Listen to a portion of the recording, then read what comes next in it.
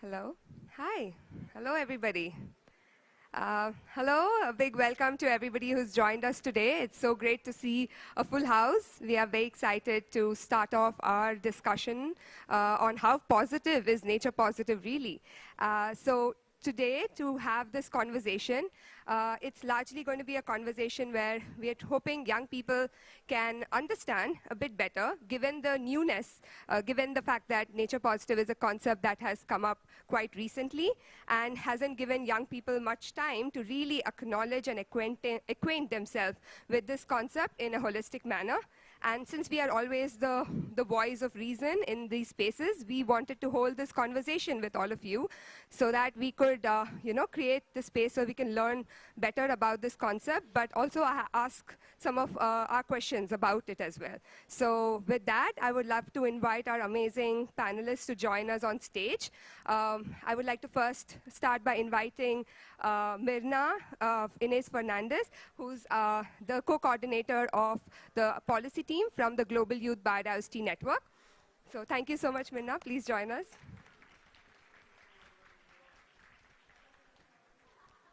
I would next call upon Steve from IUCN to please join us on stage as well.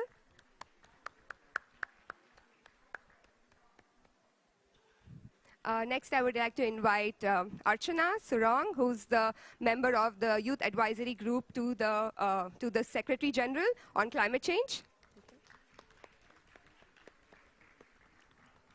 I would now like to invite Gavin on stage from WWF.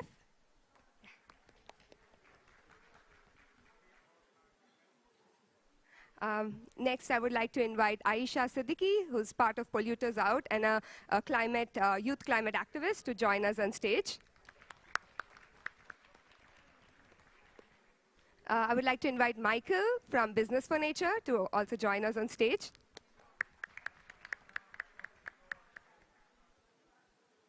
And our last but definitely not the least of our most amazing panelists, I would like to invite Elena Gwalinga, also from Polluters Out and a climate activist, to please join on stage.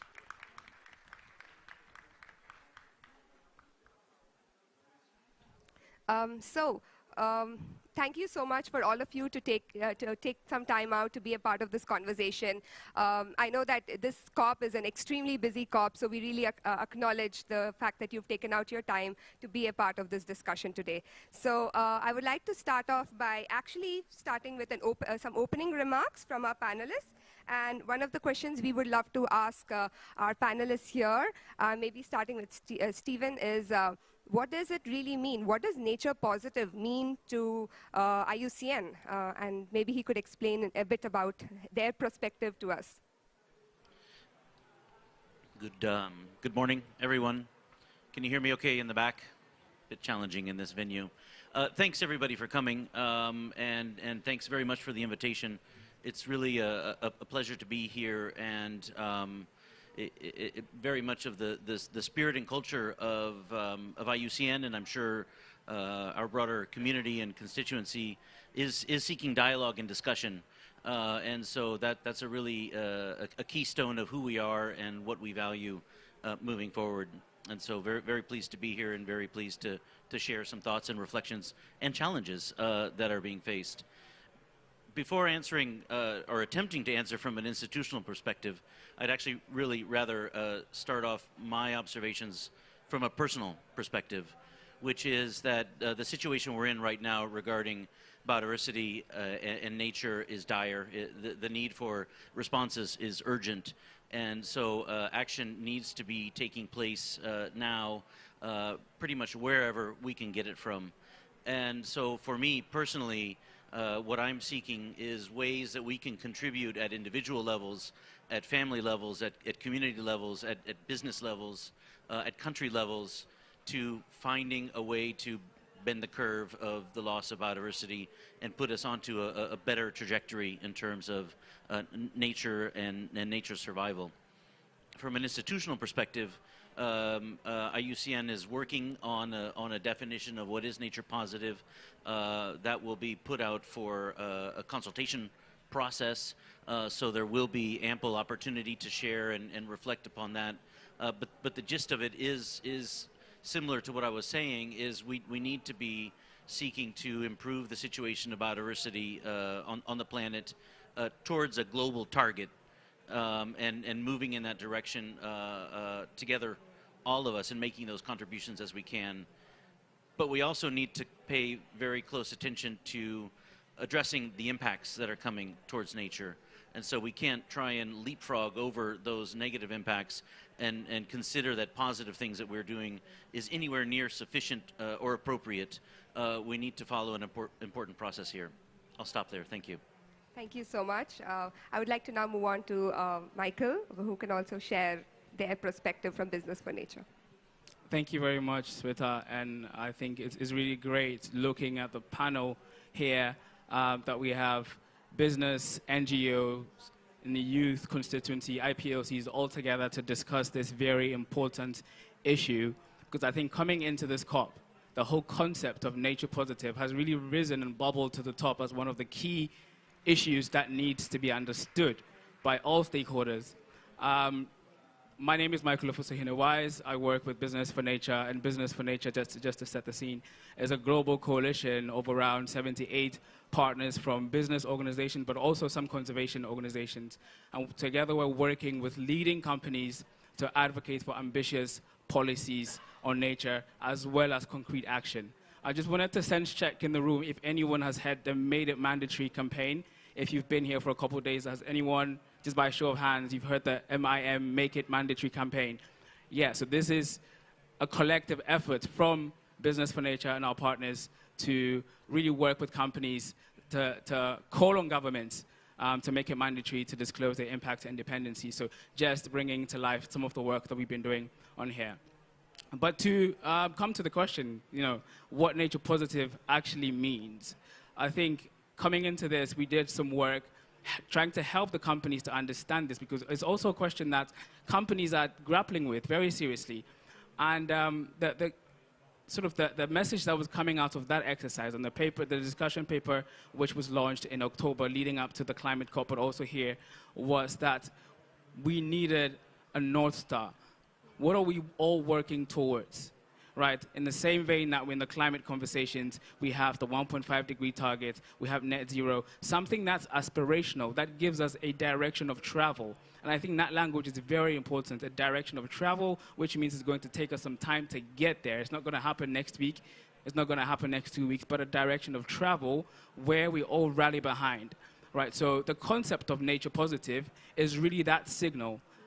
And I just want to emphasize that this is a whole society signal. It's not a signal for just the youth. It's not just a signal for business. It's not a signal for non-state actors, but it's a signal for all of us, including us sitting here today in this room, to say this is where we're working towards, and something that we all need to find inspiration and ownership in contributing towards. So if you ask me what nature positive means, and I think from an organizational point of view, this is a North Star that we are all looking to contribute to. And I think going into the conversation, we'll be able to get into the details of how do we actually get there, because we know the devil is always in the detail, and I think we need to make sure that we're working together as a whole society, not as individuals, towards this goal. Thank you very much. Thank you so much, Michael. I think that was quite helpful for us to get your views on. Since right now we are still trying to understand this concept better, I would like to jump to Gavin so that he can give us his side as well before we go into our conversation. Yeah. Thank you, Gavin. Great. Thanks, Sweta. And thanks to Gibbon for pulling us together today. Huge audience, which is fantastic, and looking forward to a really good discussion here. I think Michael and Steve have covered a little bit of it already in terms of the origin of Nature Positive. I want to add a few points as well, which is when Nature Positive was developed a couple of years ago, it was a search for not only that North Star or Southern Cross, depending on where you are in the world, but also something that's going to be very clear, very inspiring as well. Nature's equivalent to the 1.5 degrees. 1.5 degrees coming out, well below 2 degrees, and 1.5 degrees coming out of the Paris Agreement has helped rally the world around in a certain direction. Not nearly enough. A whole lot more work to do there. But nevertheless, we know where we need to be, and we know where we're falling short. The feeling is that was missing for nature and had to be developed, and so it was.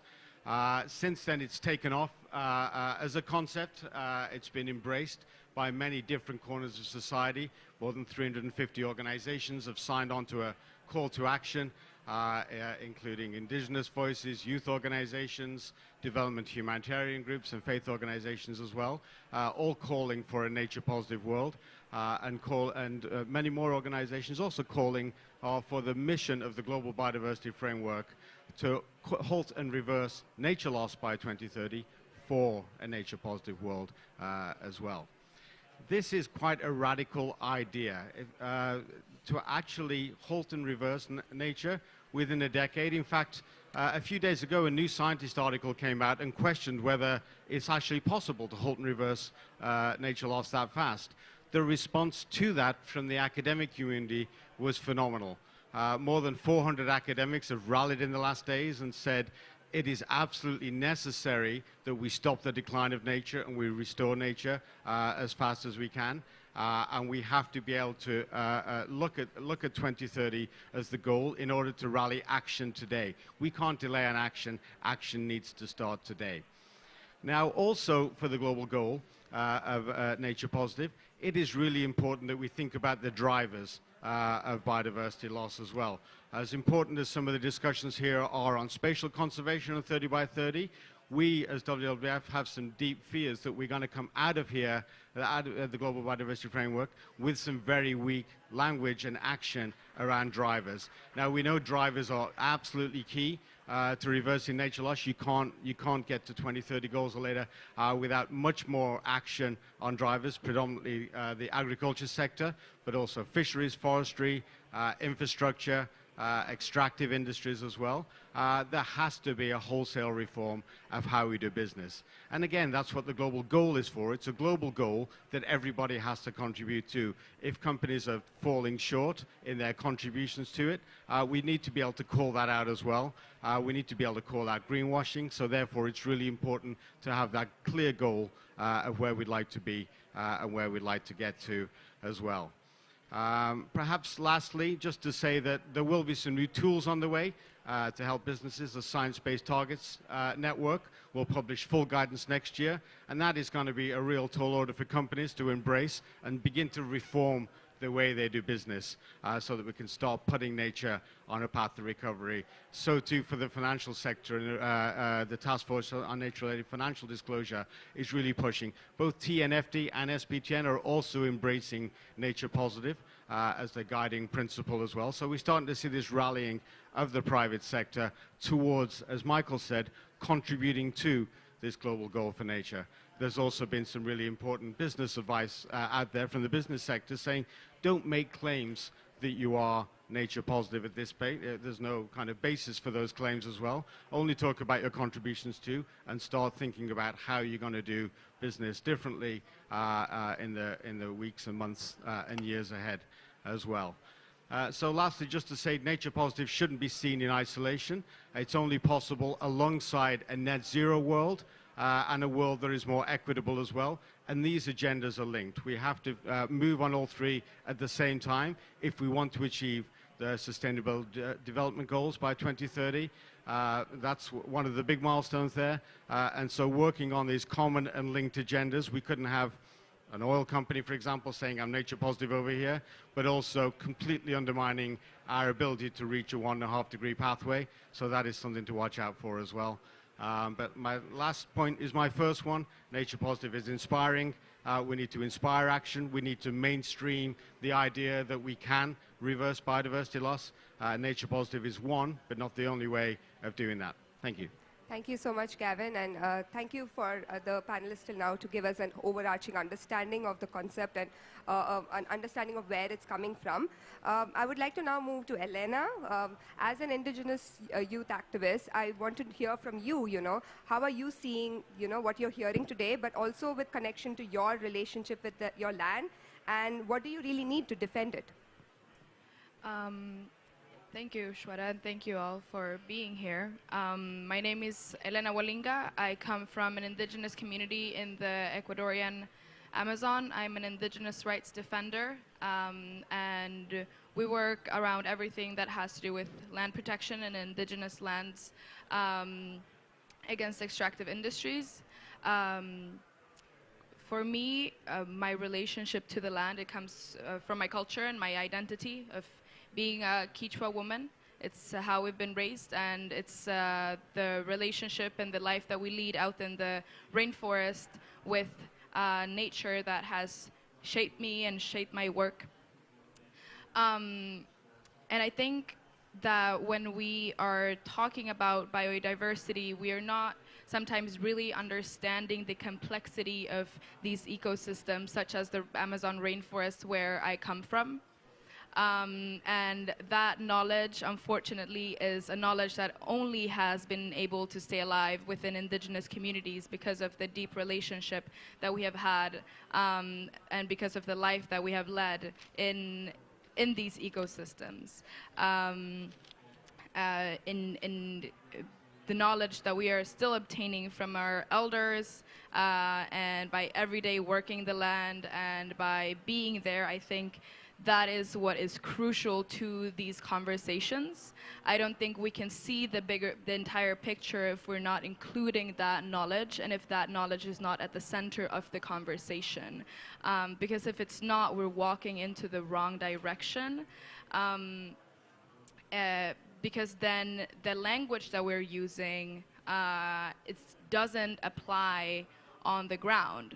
And that is what's been the problem many times in climate talks, in a lot of different negotiations when it comes to our territories. And for me, you know, what I was talking about earlier when it comes to my identity and my relationship to nature, in my community we have this philosophy called the living forest. And the living forest, well, I say philosophy because that's the way it's easiest translated into English, but it's a way of seeing the world and it's a way of experiencing the world.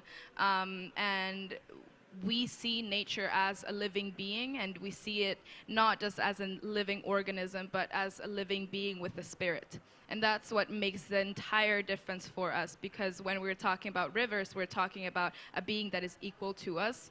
I think that sometimes is easily translated into, you know, we can compare human rights to rights of nature, for example.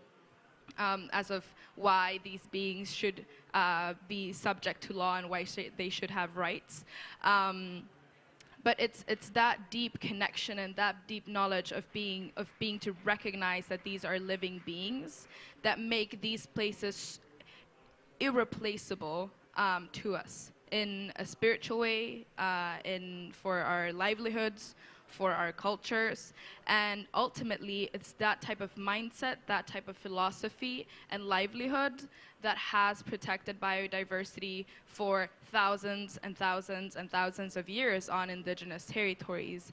And we often talk about the 80% of world's biodiversity being on indigenous lands, and indigenous people are 5% of the world's population. There is a correlation between that and those type of mindsets and worldviews. So if those if these cultures disappear, then we will definitely see an increase in biodiversity loss, and then we will start to walk in the wrong direction again. I'll continue later. Thank you. Thank you so much, Elena.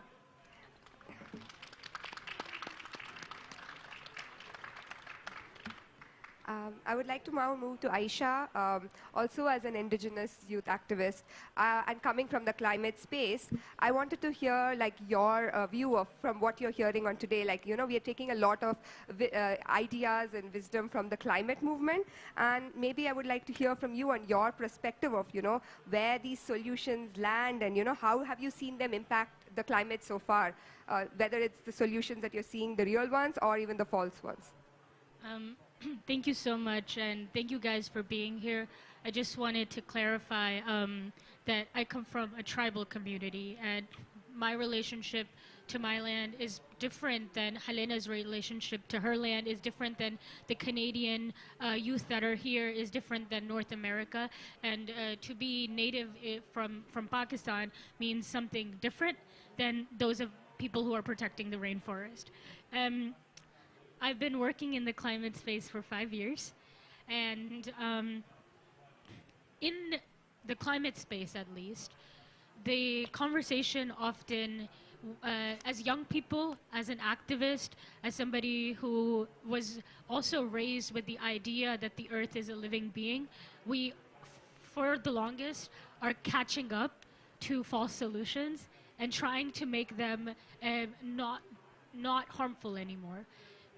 I think it is incredible that at this stage, at the biodiversity space at least, we are discussing a solution before it is impacted and put in text, because it's critical to think about the words nature positive before they become part of the GBF.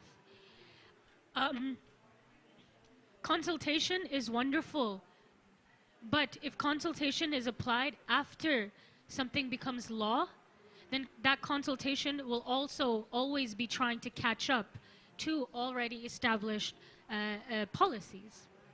Now, the other thing that Gavin, Mark, all of you guys mentioned was, we want something inspiring. We want something equivalent to net zero for the biodiversity space. Countries, for the past 27 years that climate has been, the conversations on climate that have been going, have put in net zero policies in their NDCs. In 2015, around Paris, that was one of the victories speaking. But those net zero policies did not come to fruition. And 7 years later, nation states are heading towards a 2.3 degree world as opposed to a 1.5 degree world, because net zero, net loss was not properly defined. And when there is not a definition that can be measurable scientifically, legally, then it is very difficult to hold corporations, businesses, NGOs, even communities accountable. And that what happens is then you are constantly trying to catch up to something. In the climate space, in the biodiversity space, if there's one thing that's clear, it's that we're running out of time. And I think that is acknowledged by all of us.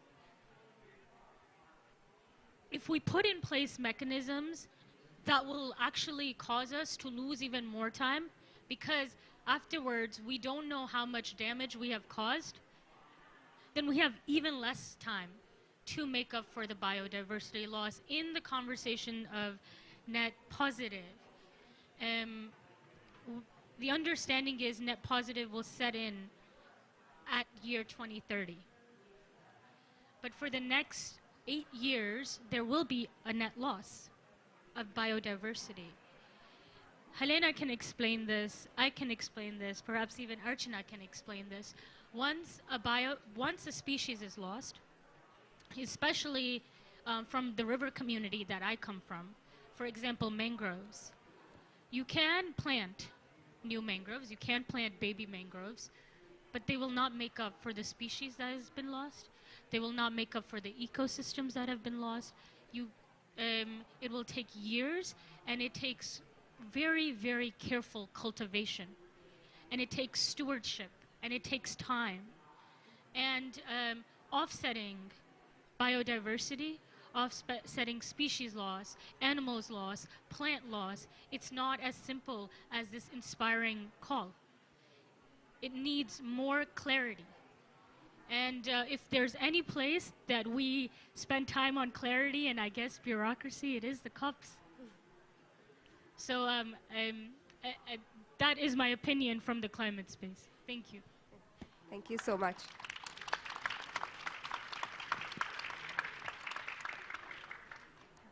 I would love to now move on to Archana. Archana is a member of the Secretary General's Youth Advisory Group. And as an indigenous person, what is your perspective on biodiversity conservation and how can IPLCs lead the stewardship? Hello. Johar, everyone.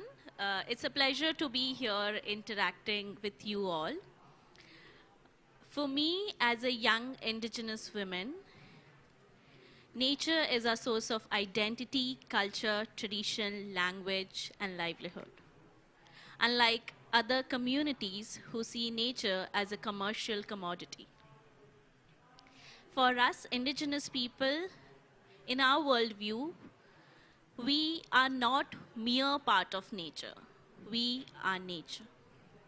And today we are here at COP15 of Biodiversity Conference, where there is negotiation about nature, forest, and biodiversity. I truly believe and advocate that it has to be human rights-based approach in the global biodiversity framework and as we go ahead in terms of biodiversity conservation and climate action. I think it's really critical to have this in the mission and the targets of post-2030 global biodiversity framework. And I say this because we have seen the biodiversity loss. We have seen the impacts of climate crisis, and we have seen the loss of our identity, culture, tradition, and language. It is all intertwined, and we no longer can afford to do this. And I strongly believe that we all need to come together, and today I here seek your solidarity and support for human rights-based approach as we go ahead for biodiversity conservation and policies. Because we indigenous people, local communities, young people, women and girls should be leaders of biodiversity conservation, climate action, and not victims of biodiversity policies and climate policies. And I think it's really critical to also understand that on ground, we see a lot of proposals in the name of nature-based solution, nature positive, and other alternatives in terms of biodiversity conservation and climate policies also. But without taking the consideration, without doing consultation with indigenous people, local communities, without taking their free prior informed consent, without recognizing the rights of indigenous people and local communities over the land, forests, and territories, we see that it is further marginalizing them. It is further victimizing them. It is further making them vulnerable. We see that communities are under the threat of eviction, land grabbing, displacement, and migration because of these solutions and because of these proposals. And today, I urge you all that we need to reconsider this. We need to emphasize this because this is going on in a vicious circle, both in the climate space and here. Non-recognition of rights of indigenous people over the land, forest, and territories is making them more vulnerable to eviction, land grabbing, and displacement, which is again leading to loss of identity, culture, and tradition, which is also enabling coming up of initiatives in their land, which is again imposition of different worldviews, developmental worldviews, rather than enabling their own culture, tradition, and their solutions. So I feel it's really critical for us to emphasize on preservation and protection of biodiversity, natural forest, natural ecosystem, natural biodiversity, and not frame policies which is focusing on compensation, which is focusing on artificial forest, artificial biodiversity, because the biodiversity lost, the nature lost, the forest lost cannot be compensated because it's our life, it's our identity, And at the end of the day, we all need to come together. We all need to work together because it's not only indigenous communities who are facing the biodiversity loss. It's each one of us. We need to protect our earth. We need to protect our ecosystem. We need to protect our biodiversity. And I seek your support to advocate for human rights-based approach for global biodiversity framework and biodiversity conservation, and we can do it together right now. Thank you. Thank you so much, Archana.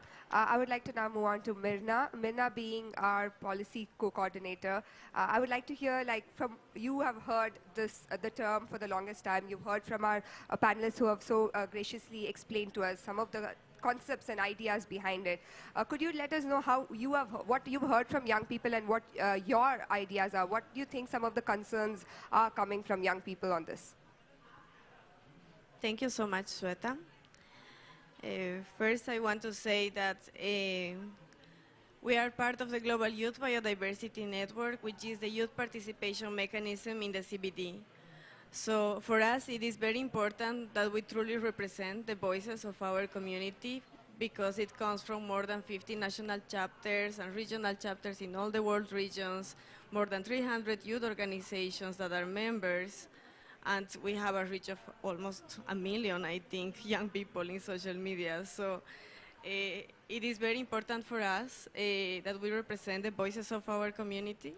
For us, it's also very important that we come from an informed position because it has happened for too long that concepts are somehow imposed on young people without proper capacity development.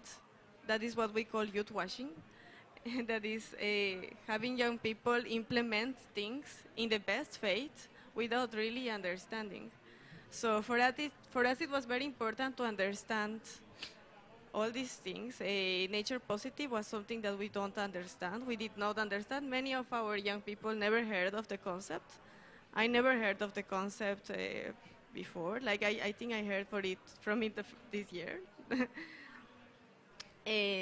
So when we try to understand, to explain to our community, we realize that it's a working definition. No? As Stefan said, in IUCN it's a working definition. We see a definition from WWF. We see a definition that is being pushed as a global target in the JBF that has 15 organizations proposing it. But we don't understand which is the definition that is going to be used. We see nature positive being proposed in the mission, in Target 11, in Section H, but we don't understand which definition is this. And if it's going to secure the rights-based approaches that we always say that need to be at the core and the heart of the JBF. The two words that make this concept somehow worries us because nature, I would say along with green, is one of the words that have been used for greenwashing the most. You can go to the supermarket and you will find all kinds of natural products or organic or green that are not really that. I think, and we saw from experience that many times big polluters take advantage of this lack of clarity for greenwashing. As opposed to the concept of biodiversity that is clearly defined on the CBD, biodiversity and its components, biodiversity of species, diversity of ecosystems, and the genetic biodiversity and the services it provides to people, the benefits it provides to people, it's clearly defined in the text of the convention. So that's why we are the Global Youth Biodiversity Network, because we want to advocate for all of this. And around the term positive, we also have some concerns because we realize from research that net approaches, all the relative approaches, net gain, neutral, positive, net zero, no net gain, all of these concepts are more of the result of a mathematical exercise somehow, or they have been used this way since the 70s. it is a way in which companies can justify further destruction of nature or further emissions on carbon in case of carbon offsetting. So they just do this mathematical exercise of, okay, I'm going to deplete 30 hectares of forest here, but I'm going to do a reforestation project of 40 hectares there, and the final balance is going to be plus 10, so it's positive. And I know that this is not how it's being proposed, and this is not the concept that the organizations behind Nature Positive have, but we're very worried that the implementers are going to misunderstand and are going to misuse the lack of clarity. I'm going to misuse the concept because of the lack of clarity it has already. This opens the door for a lot of biodiversity offsetting, and as biodiversity global movement, youth movement, we have serious concerns about biodiversity offsetting because we all come from the idea that ecosystems and the benefits they provide to people cannot be replaced once they are lost. And it's more than a belief, it's something that we have seen. All of us come from different ecosystems. We have been talking about this. I come from Bolivia. In 2019, we lost an unbelievable amount of the Amazon rainforest and also some other ecosystems due to the forest fires. We lost a very significant portion of the Chiquitano dry forest. Maybe not any of you have heard of this ecosystem because this is an endemic ecoregion to Bolivia. So no other country has this type of ecosystem. When we lost this ecosystem due to the forest fires, or a very significant portion of this ecosystem, we realized that we had a species that were not even known to science. So we cannot even restore, we cannot even start to think about how do we restore if we didn't know which species we had in these ecosystems. The science of ecological restoration is very new, and we are still not sure if we are going to be able to restore the ecosystems that we are already losing. And it will take ages and ages to bring back all the ecosystem functions and ecosystem integrity that we are losing already, and we really don't have more time. So we will be worried of an approach that would give the window to keep the destruction of nature until 2030, and from 2030 onwards, we will be able to have a positive result of compensation mechanisms of this nature that is lost in this decade. And that's what worries us the most. Michael said something that maybe all of us agree with. We need a travel direction. And it's very important for us to have a travel direction, but we're very worried that we would be traveling in the wrong direction. And my colleagues from the climate community, that we are very close with the climate community because they give us a lot of wisdom, because they have been fighting fights for longer against fossil solutions than us. And we have seen that the carbon neutral concept has rallied a lot of actors behind, but it's not taking us where it should be taking us. So maybe we need something stronger, we need something bolder, we need something that comes from the grassroots, and then everybody will rally behind, or we will make sure at least that we rally behind. Because for us, we do need a global goal, and we need a travel direction, but it has to be a direction that leads us to avoid further destruction of nature and restore the ecosystems that are already degraded, but take serious actions, so the ones that are the drivers. It's a very powerful word you mentioned, Gabi. Drivers of biodiversity loss have to be effectively addressed, and we need to ensure that while this is done, we respect not only the rights, but the views of the grassroots and the main rights holders that are responsible of the conservation and sustainable use of biodiversity, which are indigenous peoples, local communities, women, and youth. Thank you. Thank you so much, Minna.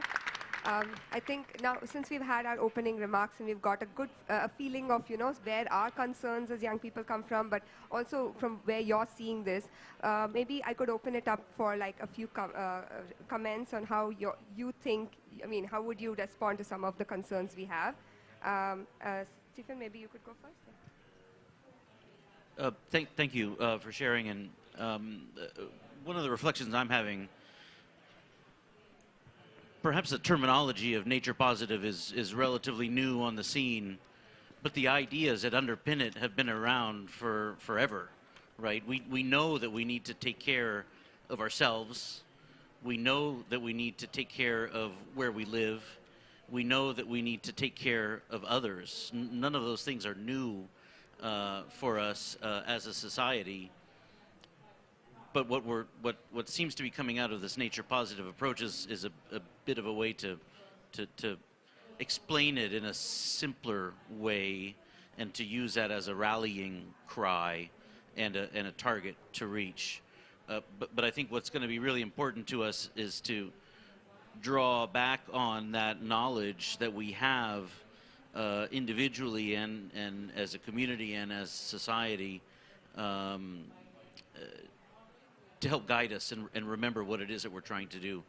A lot of this is around the principles and the values that we hold, and not around numbers and targets and things like that. But that's an unfortunate reality in the world that we live in, that sometimes those are key elements that we use. And so I would encourage us to revisit some of those reflections and some of those ideas, and continue to bring them to the table. I think in terms of the desire and the need for consultation and interaction and listening, absolutely. But that applies to all aspects of society. And so we need to make a concerted effort to be listening and hearing and engaging with other parties. And that takes a lot of patience. It takes a little bit more time. But at the end of the day, we end up with a better product, a better direction, more of a level of consensus moving forward. So I think that's also something that I will take away from this, and an open invitation and a request to better understand how to engage with youth and be involved and make sure that it's not an afterthought. Oh, hey, wait, we forgot. But do that from the beginning of the process or even before the process begins. Thank you. Thank you so much. Maybe, Michael, while you answer, we would like to hear from some of the things that our youth activists have actually mentioned about the fact that it's great to have this as a North Star for communicating to the rest of the audience, but bringing it into policy and such an early stage without proper consultation, without, as you said, not even asking young people or indigenous people their opinion. Why do you think there is this rush to put it in without having a clear definition or consultation beforehand in the post-2020 itself? Right, thank you very much. And I think what is clear from the conversations that we've been having here right now, and I think Gavin said it quite clearly, that there is no time. We're here, we know that there is that urgency to act. I think that is a call that we are hearing from business, from youth, from all parts of society. The letter that Gavin mentioned, that 40 scientists have come out just this morning clearly articulating that we need to halt and reverse nature loss by 2030. They've given that clear science evidence that this is sort of the deadline for which we need to act. So bringing that back to the concept of nature positive, and Gavin will be able to support me on this, the Global Goal group that are sort of the founding fathers of the concept, really speak to that same point, that the aim is for us all as society to really halt and reverse nature loss by 2030. So there seems to be some consensus around what we actually mean by nature positive, what we actually want to achieve, which is this halt and reverse nature loss. But I think where we start to have issues is the how to implement. And I think for business, this is also going to be a very important piece of the puzzle. We've been working with the business community to understand this. And I think, like I mentioned earlier, we are trying to help companies to clearly articulate that the global goal is a state that we want nature to be in. I think just drawing parallels from the climate net zero commitments that we're seeing from companies could be a little problematic, because we know that to get to nature positive, it's going to be the sum of all the actions, right? One company itself may not necessarily be able to be nature positive. So we are working with companies to be able to clearly articulate how they are contributing to a nature positive future. And I think that speaks to what somebody mentioned around the issues around offsetting and greenwashing. Nature positive is not equal to offsetting. I think that is something that we need to make very clear in this space, that nature positive as a concept respects the mitigation hierarchy, and that companies that are taking action need to first protect intact nature before even thinking about any sort of restoration. And the priority is really to reverse the halt nature loss before any extra action is taken. So I think that is a priority. And then, in terms of how this is being done, we have, been working with companies and partners such as the TNFD, SBTN, WWF, and a few others to really concretely understand what companies should do. We've come out with a framework, which is sort of the high-level entry framing for how companies can take action. And I'll quickly go through that. Companies, we're encouraging them to really start assessing their impact and dependencies on nature. So that's the A. The whole framework spells out ACT. D, so the A is assessing impact and dependencies on nature. And this is very critical because we were talking about creating a level playing field for companies to be able to now, all act respecting nature. This information that we get from all the assessments will be important for investors who are also investing into nature-positive solutions. I think our colleagues that are representing, indigenous communities, tribes, getting access to some of this information will be able to help them understand the impacts these companies are having in their communities. It will empower them to be able to also really fight for their rights, understanding the exact impacts that companies are making. So the first is for companies to assess and disclose these impacts and dependencies. We need companies, after understanding these impacts, to be able to make the right science-based commitments. And I think Gavin mentioned that we're doing a lot of work with the Science-Based Targets Network to really help companies understanding this. But it doesn't end there. The real action is how they transform their businesses through circular economy principles, how they work to respect the mitigation hierarchy, preserving intact ecosystems. I know a lot of you have spoken to that. Nature positive is not a concept of balancing. We need to make sure that we are really halting and reversing the impact, the negative impacts that companies are having on nature. And this is the work that we as Business for Nature are doing with some of the leading companies. And just to end, I would like to say this issue of greenwashing, I think, is a very important one that the business community is not also going to shun away from, because I think nothing undermines the credibility of business action than unsubstantiated claims. So we are working with companies to make sure that anything that they claim that they're doing on nature is at the very least verifiable, is in line with national policy and some of the international policies that are being discussed here, and that is able to be, companies are being able to be held accountable to those issues. So again, that is why we are working with companies to sort of step away from the issue, the claims that they're making as, nature positive companies, but rather be very explicit about what they are doing to contribute to a nature positive future, whether it's zero deforestation, whether it's working on, solving pollution issues in water-stressed areas, being very specific on what you are doing so that can be tracked, that can be assessed, you can be judged specifically on that, and rather than saying you are a nature-positive company. So I'm hoping that kind of approach that companies are taking will help be very specific, and that companies can be held accountable to some of the specific actions that they're taking. And I hope that clarifies some of the issues that have been brought up. Yeah, thank you so much. So maybe Jen, based on what you've heard, I would like to open it to the youth to see if they would like to respond. Yeah.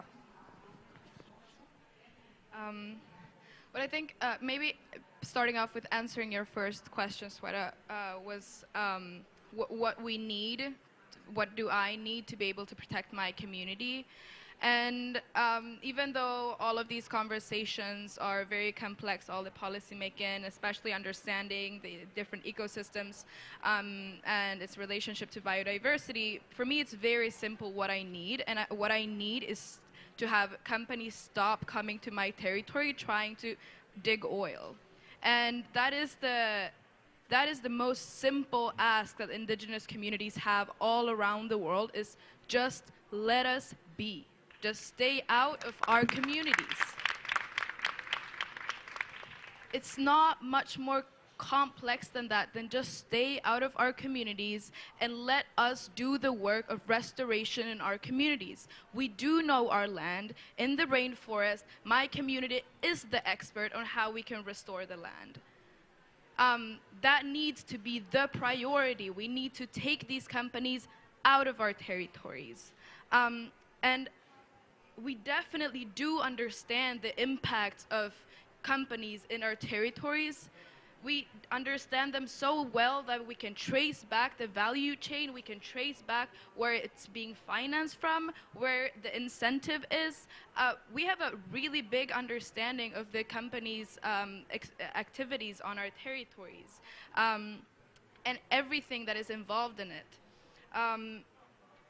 And I think when we're talking about even 2030, and we're talking about an extended deadline, right? It's almost like when you're in school and you've forgotten to like present your assignment like 4 times, and then it's like the last deadline of, okay, if you don't do this, like then you're out. And that's basically what we're facing in 2030. That's what we're facing, and we do not have 10 years to keep having loss of biodiversity. The loss that we will see in the next 10 years is something that we will not be able to reverse. It's something that cannot be replaced in any way. Again, going back, I guess, like to the concept of nature. Nature and ecosystems are very different things, and I think one of the concerns that we've had is the definition of the word nature and the word positive, but especially talking about ecosystems. I can have nature in my community and I can have grass in my community, and that's still nature. But if I have a full ecosystem, that means that I have thousands and thousands of organisms and species in a very small area in these incredibly biodiverse places like the hotspots in the Amazon. That is what we are looking. That's what we are looking to save, and that's what we're looking to have and to restore, right? But if we're aiming to have nature in place, that can be basically anything.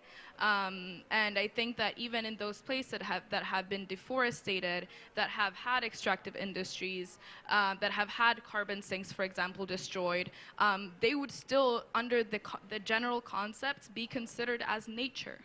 And that is problematic, because then we're not understanding, again, the complexity of these different ecosystems and their relationship to biodiversity. I think, as Mirna said, it's kind of these calculations, and I say what I said earlier, it's a language that doesn't apply on the ground. And if we're going to speak the language of the ground, we got to speak the language of indigenous communities and the way that we have a relationship with nature, and the solutions that we are looking for. And I mean, we can go all into policy making and what type of policies we need in place to protect indigenous people's rights, to protect indigenous self-determination, and all of that. But the most simple thing, as I said, is just let us be, let us, our communities be, and we don't want any of those extractive industries or any type of industries in our communities. And something that really, really does concern me when it comes to, and what Archana was talking about, was the world's biodiversity, 80%, around approximately 80% is under the custodianship of indigenous people, right? It's inevitable that indigenous people's territories are touched to make nature positive happen. It's something that we cannot, it's inevitable, because if 80% is under our territory, some of that territories need to be touched. And what are the impacts on indigenous people are going to be? There are really, really a lot of concerns about that, because we've seen that in traditional conservation, a lot of atrocities, even though they've not been intentional, have happened to indigenous people, and we do not want those same mistakes repeated. And I think that's why the human right angle in every single climate discussion, biodiversity discussion is key to make sure that indigenous people's rights are respected. And as a domino effect, then biodiversity will also be preserved. Thank you so much, Elena. Yeah. I'll now move to Aisha. We are coming close to the end of our really interesting panel, so I would like to request you guys to keep it a little bit shorter. Thank you. This is something that I was saying in the climate space as well, and this is something that I am urging you guys to also realize, from the businesses to the NGOs to civil society. You cannot negotiate with nature. You cannot put abstract numerics and abstract concepts on things that take time. And halting and reversing nature laws takes time. Yes, we are running out of it. But if the climate crisis is a train that is speeding really fast, and if biodiversity crisis is a train speeding really fast off of a cliff, one person cannot stop that train. And that, to me, is the equivalent of a definition or a solution that is quite right now empty. It has different definitions over the course of the hour. I've heard multiple different definitions. They are not all the same. So if one person is trying to stop that train will run that person over. We need to collectively come together to stop that train. And the other thing is, earlier, Stefan, you said that we need to engage all aspects of society to create a better product. The language of product really caught my attention because from my cosmology, nature is not a product. Ecosystems cannot be easily put value on. Like, you cannot put dollar value on hundreds of thousands of species that sequester carbon, that keep the natural world alive, that feed each other. And if you want to put dollar value on that, that too will take time. It's not a 6-month thing. And we have to have that wisdom. We have to have that careful understanding. We have to be cautious. Last thing, you cannot negotiate with nature. I think we, over time and time again, think that we are on a hierarchy and we can teach nature. The thing about nature, it is quite powerful and it is quite strong. And from the culture that I grew up, we walk with humbleness in front of nature. We give nature the rite of passage. And I don't think we're giving nature the rite of passage. I think we're trying to control it. And that will fail. Thank you so much. Thank you. I think it's quite clear from our people that we really don't want to commodify nature, and that's something that is very clear even for young people, that it's not a commodity. We don't want to commodify it. It is something much more important. It is it's a part of who we are and our being, and it cannot have a price tag, and that's quite clear from what even Aisha mentioned. Maybe as we move to Gavin, very quickly, Gavin, if you could explain to us the finance. You mentioned that you want it in the mission and in a few targets, and also with financing nature positive. We wanted to know, given this uncertainty, as we all discussed with the definition and everything, is it safe to really put financing nature positive into the policy text so soon? Maybe it's supposed to be something that is for a later conversation after we have thorough consultations done. Yeah. So first of all, I want to say there is a definition of nature positive at a global level. More nature in the world in the next decade than the last decade. There is also a paper that explains how you would go about measuring that as well. What there aren't yet are definitions of what that means in a site, in a territory, for a company. And it's complicated. We heard about the uniqueness of nature in different territories and different places around the world. And that's where there's an opportunity to co-create that definition. I think the guiding principle of the world in recovery and putting nature on a path to recovery should be, and we are ready to see that locked in We hope it's locked into the global biodiversity framework, but then there will be more work to be done. And there is more work to be done in co-creating this and working on this definition. In fact, I would say that the voices have given have been working on that already by raising your voice, raising your fears around offsetting, which make no sense. You can't take a beautiful old forest, trade it for a tree plantation, ignore the rights of communities, do not get free prior informed consent, and call that nature positive. It just doesn't, there's no way nature can recover globally if that's what companies, that's what people are doing around the world. So some definition needs further work, but the global idea, the global direction where we all need to be can be set, that we think. And we look forward to work with everybody to work through that as well. And I think I'll leave it. There might be one more point. Underneath Nature Positive, there's an awful lot that has to be done. And that is going on in the negotiation rooms here. What companies can do to help recover nature or destroy nature is being negotiated. Those negotiations are not going very well right now on the drivers of nature loss. We do need to spend more time criticizing bad ideas and pushing good ideas to ensure, for example, that we can really drastically reduce the footprint of consumption and production. That needs to happen underneath. This is not just about nature positive in the global biodiversity framework. It's the actions underneath it that stand it up. That is here and needs to be agreed as well. Thank you. Thank you, Gavin. Very quickly moving to Archana and Myrna. We are almost out of time. If you guys could keep it to 30 seconds, that would be really appreciated. Thank you. Hello. I want to bring from a lens of climate while answering my intervention at this point of time, is we all have been advocating to move away from fossil fuels to greener energy. And we know how critical it is for climate action. But at the same time, we indigenous people, local communities, our young people are also advocating that this transition to green energy and renewable energy does not repeat again the land grabbing, eviction in the name of solar energy and renewable energy. And that's why we have been talking about just transition. I would like to bring that advocacy and that perspective to here, saying that it's no longer a terminology, it's no longer a perspective which will happen.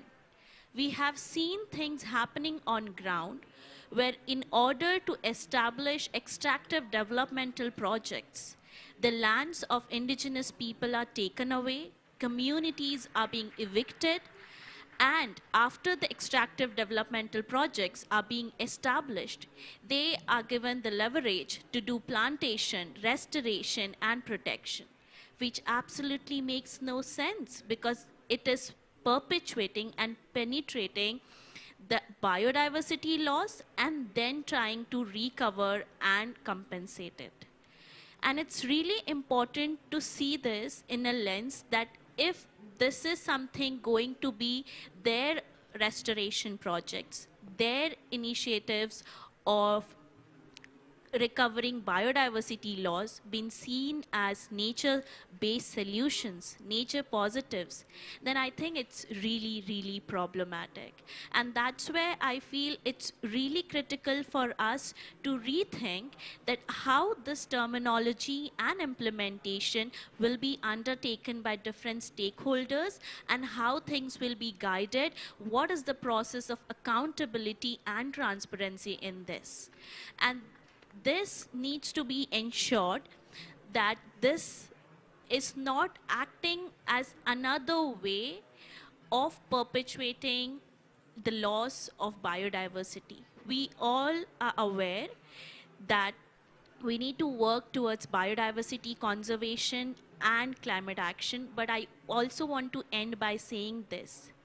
In order to mitigate climate crisis, in order to adapt to climate crisis, we are pushing forward about this solution of nature-based solution, nature positive.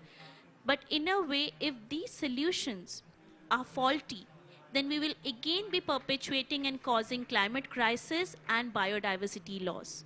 And that's why I urge you all and seek your solidarity to advocate for intersectionality of climate action and biodiversity conservation. We cannot see these solutions in silos. Thank you. Thank you so much, Archana. Yeah, Mirna, maybe just as your closing remarks to some of the things you've heard, and maybe where the discussion needs to still happen, because I do think we've not heard some of the answers we were trying to get from this panel, but we would love to keep the conversation going. So over to you, Mirna. Thank you. Yeah, I think this is really good as a start of a conversation, and we will be happy to keep having the conversation because there are many things that are still questions for us. For example, when Michael says nature positive is not offsetting, then we want to understand then why does it say in the measuring of the proposal of nature positive that by 2030 we would reach no net loss on biodiversity and nature positive from 2030 onwards. This no net loss goal would mean that there is some unavoidable loss of nature. That's what it says in the proposal. And this unavoidable loss of nature should be compensated. So this compensation for us is very close to offsetting, and it opens the door to understanding of offsetting. So these kind of things we think that they need further discussion. I think that we are not in disagreement that with the sense of urgency. I think that all of us that care about biodiversity, we feel the same sense of urgency. We just don't want to rally behind something that is not as legitimately consulted as my colleague said, and is not going to take us in a direction that is not ambitious enough. That's what happened in the climate process. So we want to go really ambitious, to really address the drivers, to really address the big fights that we need to fight, and to ensure that that the responsibles for the loss of biodiversity are going to be held accountable. We're happy to keep having this discussion. We're happy to rally behind halting and reversing biodiversity loss, and we're happy to have it on the mission. And if that is the definition of nature positive, then we're happy to have that, like the halt and reverse. But everything else that opens the door to further destruction of biodiversity, we don't want to rally behind that. Thank you so much. Thank you for the panel. We just have our last, thank you. Sorry, we just have some last closing remarks from Ami Ali from the ICCA consortium, who's just going to help us close with some reflections from what she's heard. Thank you, Sweta, and thank you all for being here today. It's incredibly challenging to close this session, given the discussion, and hard for it to close. But I want to point out two things. This is the most attended session in this space, except for a session on finance. That's pretty incredible. And that's really hopeful. It's hopeful because I think this is the beginning of a real willingness to have hard conversations, to really work toward a transformative partnership, to really do what the planet needs us to do. And I think the fact that we are all here listening to these divergent opinions, to these hard conversations, to the fact that we are all calling for real systemic power change, that we don't want to be consulted, that we want to be there creating, co-creating. And I think it's essential that as we are about to adopt a post-2020 framework, we look past the words and we start being people positive. We first include the people. We make sure that those who are launching these types of movements that have very, very good intentions behind them have people around the table co-creating with them. And we, the ones who are on the ground, conserving these territories, are equal partners, are rights holders, are co-creators. We have the capacity to move things forward. It is really important that instead of trying to rally behind a term, we flourish in diversity. Flourishing diversity is essential. It's the only way we're going to have real impact worldwide. The way we solve things in Russia is not the way we solve things in Mexico. We have to remember that. The way we express things, like nature positive, very eloquently stated, is not the way we all perceive it. many times words come with really embedded meaning. And so I think it's essential that we continue these conversations, that we don't take this as the end. This is only the beginning. Extend the hand, work together, and let's really reimagine what we are doing and reimagine how we will do it. So thank you, Sweta. Thank you all for being here today. Please stick around, continue the conversations. Let's flourish in diversity. Let's reimagine together. And let's rally in diverse ways of solving the problem. Thank you all. Thank you, Ami Ali, and thank you so much for everybody for joining us today. As we said, this is the beginning of a much longer conversation, and I hope we can take the words from what Ami Ali said and actually implement it in that way. So thank you, everybody, for being with us.